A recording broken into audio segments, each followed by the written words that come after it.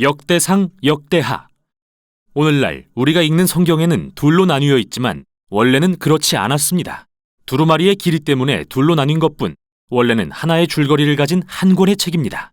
한글 성경에서 역대기는 사무엘과 열왕기 다음에 나오며 사실 대부분 이 두 책의 내용을 반복합니다.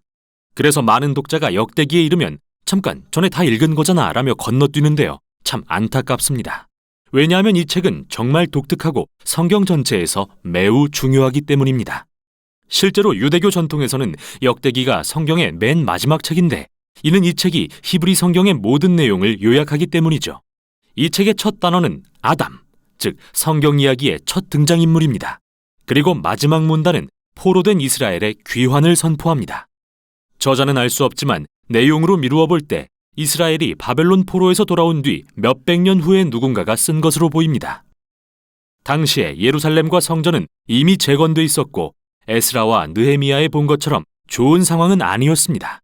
예루살렘과 성전이 재건되면 하나님이 오셔서 백성 가운데 거하실 거라는 위대한 예언, 그리고 메시아 왕이 오셔서 열방을 평화롭게 통치하실 것이라는 소망이 있었지만 아무것도 성취되지 않았죠.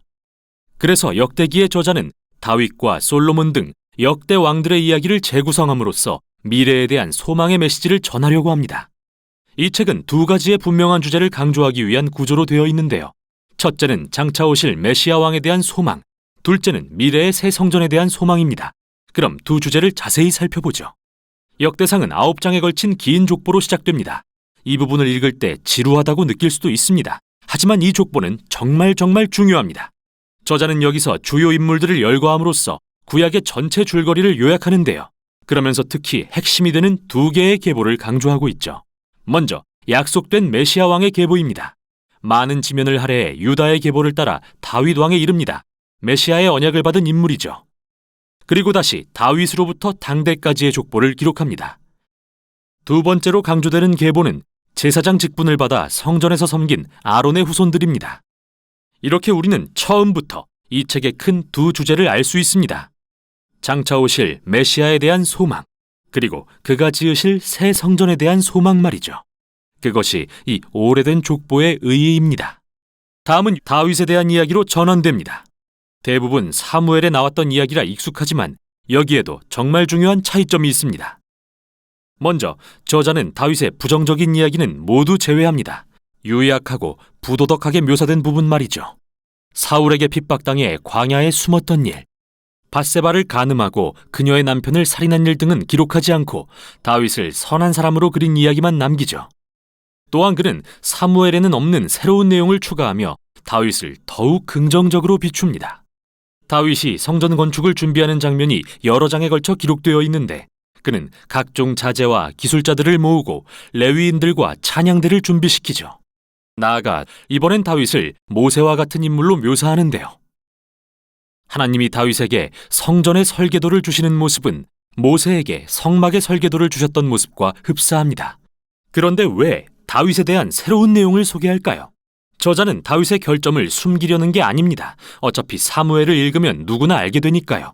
오히려 그는 다윗을 이상적인 왕으로 묘사함으로써 그의 혈통에서 오실 메시아의 모습 혹은 전형을 만들려고 한 것입니다. 이는 예레미야나 에스겔이 오실 메시아를 새로운 다윗이라 말한 것과 매우 비슷한데 역대상 17장에 다윗을 향한 하나님의 언약이 어떻게 기술되어 있는지 보면 명확히 이해할 수 있습니다.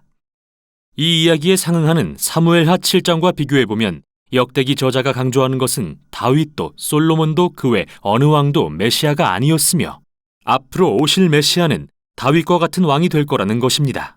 그래서 저자에게 과거 다윗 왕의 이야기들은 미래에 대한 소망을 지속시키는 힘이 되어줍니다. 다윗이 죽은 후 역대하는 예루살렘에 거하던 왕들의 이야기에 초점을 맞춥니다. 이번에도 역시 열왕기에 많은 이야기가 반복되지만 결정적으로 다른 점도 많습니다.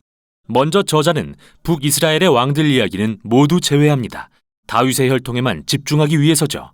더불어 이들 다윗 왕조에 대한 새로운 내용을 대거 추가합니다.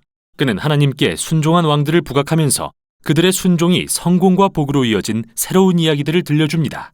또한 하나님께 불순종했던 왕들에 대해서도 알려줍니다. 그들은 율법을 따르지 않고 이스라엘이 우상을 숭배하도록 이끌었고 이는 결국 이스라엘이 포로로 잡혀가는 끔찍한 결과를 초래합니다. 그들이 자초한 일이죠. 이 부분은 모두 일련의 인물 연구로서 후대 이스라엘의 자손들이 그들의 역사를 통해 교훈을 얻게 하는 게 목적입니다. 하나님과 율법에 신실할 수 있도록 말이죠. 이 책은 결말 역시 정말 독특합니다.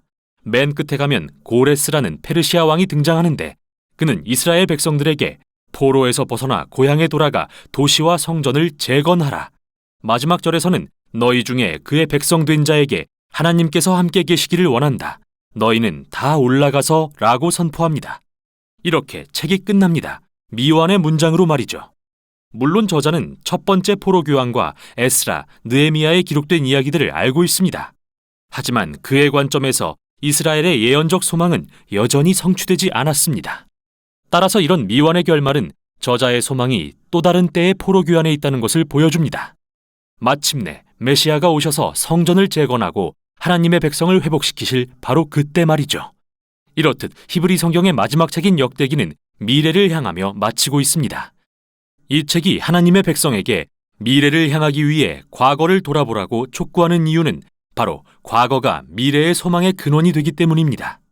이렇게 역대기는 결말을 찾아가는 이야기로서 구약의 대단원의 막을 내립니다. 이것이 역대기가 전하는 내용입니다.